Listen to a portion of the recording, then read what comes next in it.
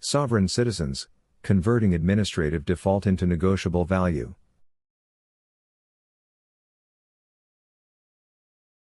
One. The transformation from paper to instrument. Once a default is established and certified, the record becomes more than evidence, it becomes an instrument.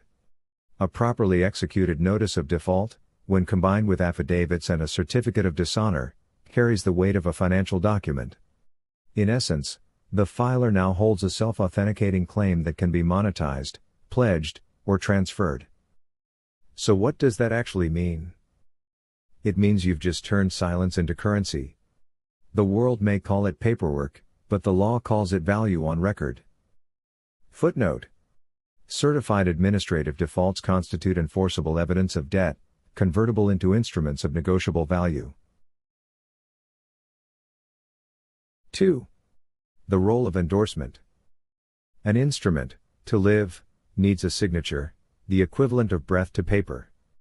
By endorsing the record without recourse, the filer acknowledges ownership while limiting liability. The endorsement moves the claim through the channels of commerce, transforming it from a private statement into a transferable asset. So what does that actually mean? It means signing smart. You're saying, I own it, but I don't owe it.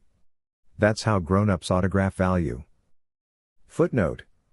Endorsement authenticates ownership and enables lawful negotiation without personal assumption of underlying liability. 3. Creating a chain of custody. Every valuable document must trace its lineage.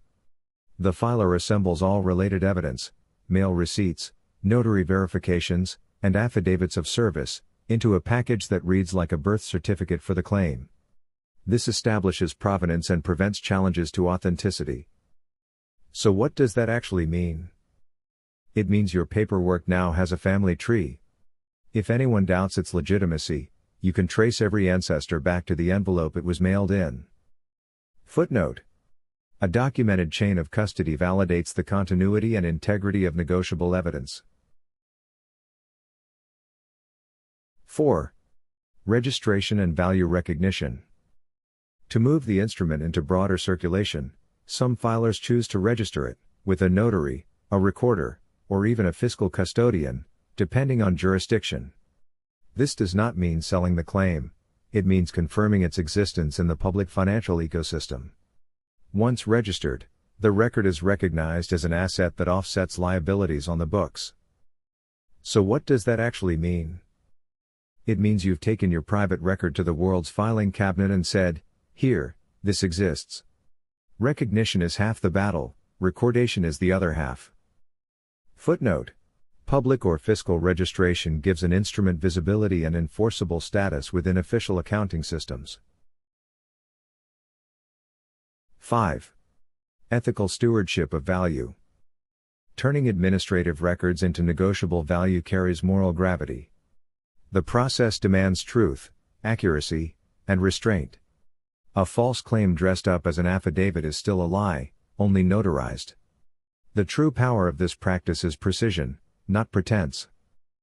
So what does that actually mean? It means the pen is powerful only when it tells the truth.